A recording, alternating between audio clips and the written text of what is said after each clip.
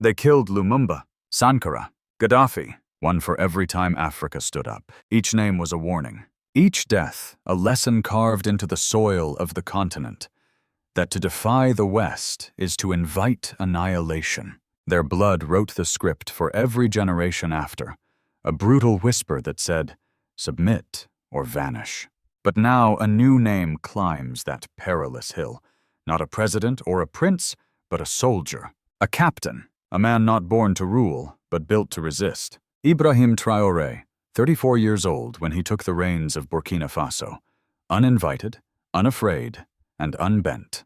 He did not come asking permission. He came bearing a mirror, for Africa and for the world. Can one man shift the balance of anti-colonial Africa? Can dignity outlive dependency? Stay with us, not just for the story, but for the storm it carries. Subscribe and witness history unfold. Burkina Faso bleeds gold, but its people bleed silence. In the early 2010s, this West African nation was producing over 60 tons of gold annually, a river of wealth flowing north to Paris, London, and Toronto. Yet in the dusty corners of Ouagadougou and the forgotten villages of the north, the air was thick with hunger, insecurity, and despair. Young Captain Ibrahim Traoré stood at the front line of that contradiction. Stationed in the Sahel's most violent regions, he watched his countrymen die while the mines remained protected. He saw schools burn and clinics fall, even as foreign-owned extraction sites gleamed under private security.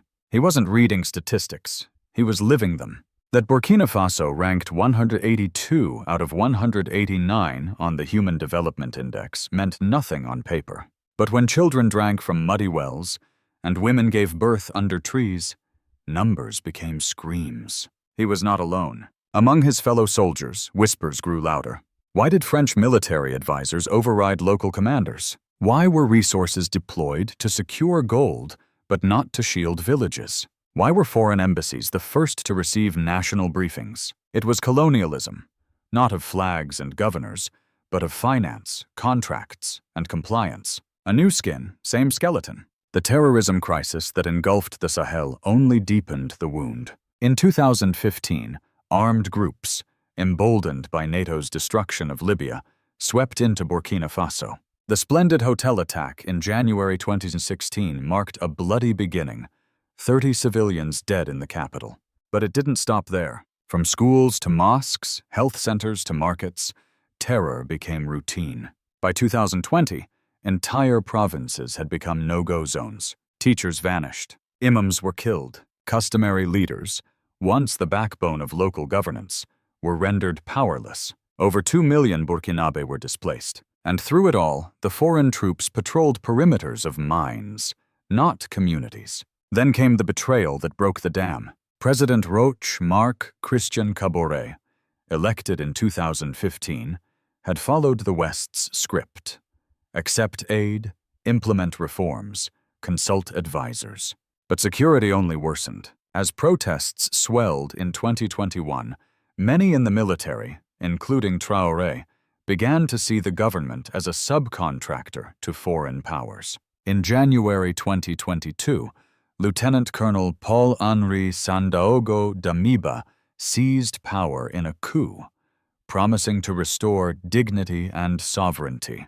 Like many, Ibrahim hoped, perhaps this time the script would change. But hope is fragile when déjà vu strikes. Damiba, too, kept the defense agreements. He kept the IMF packages. He kept the French advisors. 8 months in, little had changed. Burkina Faso was still bleeding. Traoré was still watching it die. Then came the moment of rupture. In September 2022, at a military strategy briefing, Traoré witnessed Damiba deferring to French military officers over national matters. For him, it was no longer a question of leadership.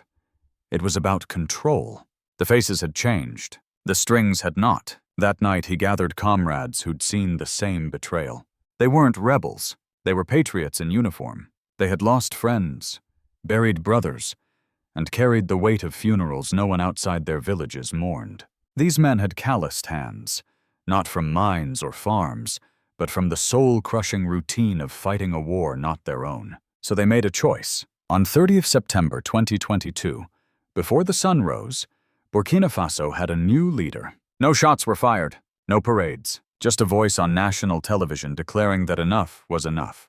The West saw another coup. The people saw a reclaiming. For the first time in decades, someone had not just questioned the system. He had torn its script apart. But history does not bend for whispers. It breaks only for those who shout loud enough. They moved before dawn. Swift, silent, surgical. By sunrise on 30th September 2022, Captain Ibrahim Traoré stood as the new head of state. No long speeches, no sweeping promises, just clarity, the kind that slices through decades of confusion. Burkina Faso had changed direction, and this time, the pivot wasn't to the west, but away from it. From his first address, it was clear. Traoré was not here to seek validation from Paris or Washington. He did not travel to European capitals for handshakes and headlines. His first audience was the Burkinabe people, those who had waited too long to be heard. He promised not stability, but sovereignty, not aid, but dignity, not partnerships that patronized, but ones that respected. He refused to play the reformist, tweaking a broken system. He would dismantle it. Weeks later, he demanded the withdrawal of all French troops from Burkina Faso. This was not symbolic. French military presence had long been both a psychological anchor and a geopolitical leash. In one stroke, that leash was cut. Embassies scrambled. Headlines screamed. Analysts panicked. And the streets of Ouagadougou erupted. Not in protest, but celebration. Flags waved. Songs of freedom rang out. Finally, many said, someone who means what he says. But the West did not smile. From Brussels to D.C., the narrative machinery whirred into motion. Reports emerged. Traoré, too young, too radical, too dangerous. Op-eds warned of authoritarian drift. Conferences buzzed about democratic backsliding. No one spoke of the bodies buried under French-protected soil. Still, Traoré didn't flinch. Instead of appeasing investors, he reassured farmers. Instead of courting donors, he spoke to displaced mothers in dusty camps. His cabinet appointments reflected that same posture. Young, nationalist, unapologetically pan-African. The kind of leaders who saw the map not as a commodity chart, but as a community of futures. He wasn't just changing policies, and he was changing posture. Then came the pivot. While Western outlets obsessively reported his anti-French stance, Traoré was busy building new alliances. Russian military trainers arrived. Chinese firms were invited to bid on infrastructure contracts. Iranian specialists landed to consult on agricultural resilience. These weren't ideological pivots. They were pragmatic partnerships. The message was unmistakable. Burkina Faso will work with any nation that respects its sovereignty. The colonial monopoly was over. Yet it wasn't just about geopolitics. Domestically, Traoré moved swiftly to rewrite the rules of economic engagement. Mining contracts were renegotiated. New processing facilities were commissioned to add value before export. Agricultural cooperatives were launched to reduce dependency on foreign imports. These weren't slogans. They were systems, and the streets felt the shift. In a market in Bobo Dioulasso, an elderly vendor said, "He's not perfect, but he listens, and he doesn't bow." In classrooms slowly reopening in conflict zones, children hung portraits of Traoré next to maps of Africa. He had become a symbol, not just of defiance, but of possibility. But symbols carry weight and expectations. As his popularity surged across Africa, from Senegal to Sudan, so did the attention. Western embassies grew anxious. Think tanks issued contagion reports about the spread of his ideas. Suddenly, Traoré was not just a national issue. He was a continental threat to the status quo. At the December 2022 Pan-African Youth Summit, he delivered a speech that electrified the room. "We will not inherit dependency. We will build destiny." Thunderous applause. Delegates from across the continent stood. Some wept. He wasn't just saying the quiet part out loud. He was amplifying it. And the West took note. Within months, economic pressure escalated. Sanctions loomed. Aid was frozen. Media narratives sharpened.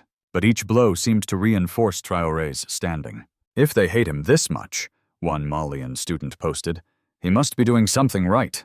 Across the Sahel, the tide was turning. Mali, Niger, and Burkina Faso formed a new alliance, not just military, but ideological. shared intelligence, joint operations, coordinated messaging. The continent was no longer whispering resistance. It was roaring. But saying no to the past is one thing. Building the future is another. Revolution sounds like thunder, but living through it feels more like drought. By mid-2023, the promises of a new Burkina Faso were colliding with the weight of its reality. Despite the speeches, the symbols, and the soaring rhetoric, the country remained under siege. Not just politically, but literally. Militant attacks had surged. From 3,621 deaths in 2022, the toll climbed past 6,000 within 2 years. The withdrawal of French forces had created gaps that Russian support struggled to fill in time. In the northern and eastern provinces, entire stretches of territory remained beyond government control. The roads were mined. The schools were silent. The markets were ghosted. For civilians, the dream of sovereignty came with a heavy cost. Over 2 million Burkinabé, nearly 1 in 10, had been displaced. They slept under tarps, queued for clean water, and whispered stories of home to children too young to remember it. In some villages, residents questioned quietly, "Is this what liberation looks like?" Traoré did not hide from the numbers. He framed them instead. In speech after speech, he reminded his people, revolution is not an event. It is a process, and processes are painful.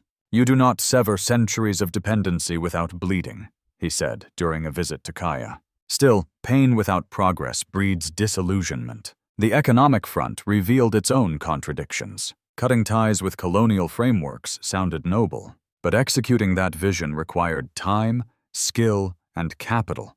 3 luxuries Burkina Faso did not have in abundance. Foreign investment collapsed. The international capital markets, already skittish, shut their doors entirely. Infrastructure projects stalled. Youth unemployment climbed. Roads cracked. Clinics lost power. Even nationalist agricultural programs, designed to reduce imports, faced shortages of machinery and expertise. In urban centers, discontent simmered. Not openly hostile, but weary. The revolution was supposed to bring pride and prosperity. What it brought, for now, was endurance. Traoré's critics, at home and abroad, seized on the moment. They accused him of populism without planning. They claimed his confrontational diplomacy had isolated the nation, shutting out potential partners and prolonging suffering. Editorials in major Western papers called his government an echo of past autocracies dressed in pan-African robes. Yet many citizens pushed back. "We've been patient with puppets," one activist wrote online. "We can be patient with patriots." That sentiment reflected a deeper truth. Even when results lagged, the dignity of trying on one's own terms held immense value.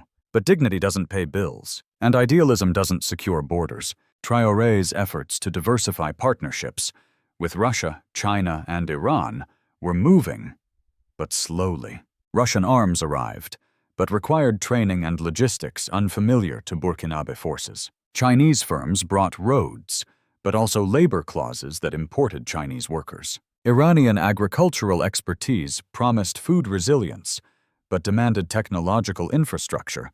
Burkina Faso was still developing. Dependency, it turned out, was not just a Western problem. It was a structural one. This tension struck at the core of the revolution. Can you truly reclaim autonomy if survival still depends on external hands?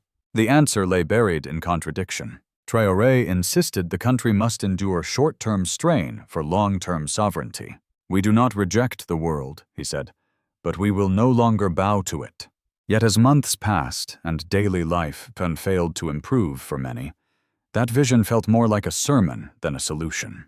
And the most painful symbol of this strain was the exodus. Educated Burkinabé, doctors, engineers, teachers, began leaving, not in protest but in quiet resignation. They weren't abandoning the revolution, but they were chasing safety, salaries, and sanity elsewhere. They still wore Traoré's face on t-shirts, but they no longer lived under his roof. The revolution was bleeding its brightest. Still, many stayed, not out of naivete, but necessity. "If we don't build this house," one youth organizer declared, "no one else will." That's what made this movement more than a moment. It was no longer just about Ibrahim Traoré. It was about the millions behind him who refused to crawl just because standing up hurt. And that, perhaps, is the hardest truth of anti-colonial Africa, that the path to self-determination is not lined with applause, but sacrifice. That to plant your own seed means enduring a season without harvest. When the harvest doesn't come, do you question the seed or the soil? In the polished halls of Brussels and Washington, Ibrahim Traoré's name became more than a political footnote. It became a threat. The West had dealt with coups before, but this was different. Traoré wasn't a general looking for personal power. He was a captain with a doctrine, and that doctrine questioned everything, from military presence to media narratives, from mining contracts to diplomatic protocols. So the pushback came. Economic sanctions were the first volley. Aid programs froze. Targeted penalties followed, not just against Burkina Faso, but its allies in Mali and Niger. The message was unmistakable: return to the fold or suffer alone. But it wasn't just about money. It was about legitimacy. Western media launched a coordinated narrative assault. Articles described Traoré as authoritarian, populist, anti-democratic. Reports focused on delayed elections, not the decades of electoral theater that produced little more than dependency. They amplified critiques of press freedom, while ignoring that the loudest voice now came from the people themselves. Traoré didn't remain silent. He called the sanctions economic terrorism and the media campaigns ideological warfare. He framed the backlash as proof that the revolution was real. If we were irrelevant, he said, they wouldn't be afraid. Behind the headlines, a more strategic battle played out. At the United Nations, Burkina Faso envoys refused to echo Western talking points. In African Union meetings, they pressed for a new doctrine of non-alignment, a modern rejection of proxy politics. And in partnership with Mali and Niger, Burkina Faso formalized the alliance of Sahel states. Not just a defense pact, but a declaration of independence from ECOWAS and its Western-aligned mechanisms. The symbolism was potent. 3 nations, once labeled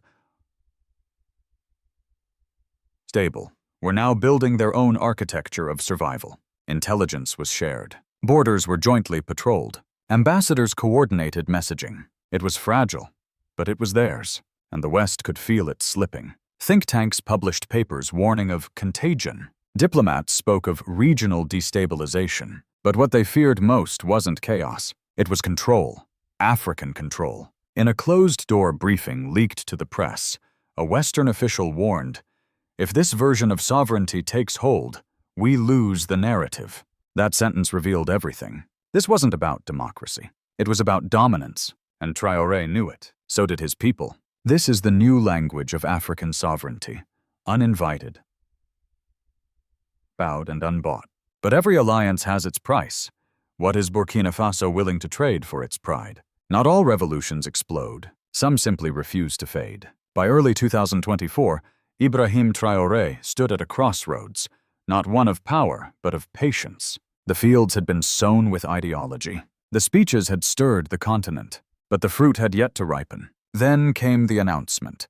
Burkina Faso would extend its transition to civilian rule until 2029. Critics cried foul. Western chancelleries labeled it a power grab. Editorials painted it as a slow drift into despotism. They spoke of broken promises, of stolen time. But Traoré pushed back. "You cannot build a house on trembling ground," he said.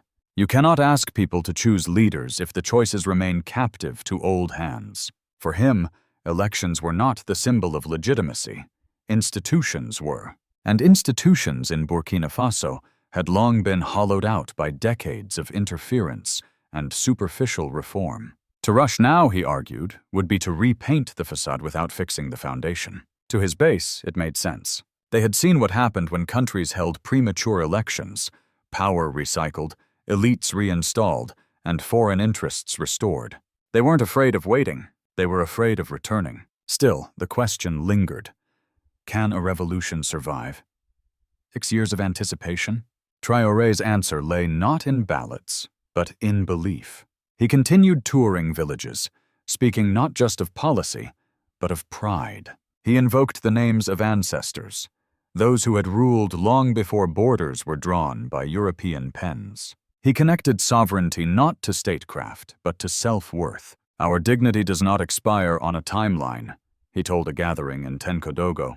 It begins when we believe we deserve more. That message echoed far beyond Burkina Faso. In Mali, Niger, Guinea, youth movements adopted his rhetoric. From Accra to Addis Ababa, students debated the meaning of independence. Across the continent, the word Traore stopped being a surname. It became a signal. But no signal lasts forever, unless it builds something lasting. The government began accelerating local projects. Clinics run by cooperatives, schools managed by village councils, farming initiatives that shared profits with producers. Small, slow, scattered, but real. The goal wasn't speed, it was staying power. Burkina Faso wasn't trying to win applause. It was trying to build endurance. Will they wait long enough to see the first green shoots? Some revolutions end in parades. Others end in prison. But some, the rare, the stubborn, end in transformation. Burkina Faso stands on that edge. Neither victorious nor defeated. Not yet free, but no longer submissive. Suspended between memory and momentum, with a young captain bearing the weight of a continent's unfinished story. Ibrahim Traoré is not the first to challenge the global order, but he might be the first in a generation to do so not as a rebel, but as a builder, laying bricks with bare hands, while foreign powers throw stones. He has become more than a leader. He is a question, aimed at the world. What if anti-colonial Africa is not a slogan, but a strategy? What if sovereignty is not given, but taken, reshaped, and made to last? The answer is not yet written. Burkina Faso still bleeds. Its roads crack. Its children wait. But in the waiting, something rare is growing. Belief. That African dignity is not a gift. That African strength does not need permission. That African solutions, even when slow, are the only ones built to endure. Across the continent, the tremors are being felt. Mali, Niger, Guinea, even beyond West Africa. Echoes stir in classrooms, café, and parliament halls. A continent once spoken for is beginning to speak for itself. And that voice, however young, however raw, is changing the terms of engagement. This is not just a fight against the West. It is a rebirth of anti-colonial Africa. And through it, a new kind of African sovereignty is being forged. If it survives, anti-colonial Africa may finally become more than a dream. The stakes are generational. If Traoré succeeds, he proves that dignity can be policy, not just poetry. That independence can be lived, not just remembered. If he fails, the silence that follows may last decades. If this story stirred something in you, do not scroll away. Share it, speak it, and subscribe, because this revolution is unfolding in real time, and its ending has yet to be written.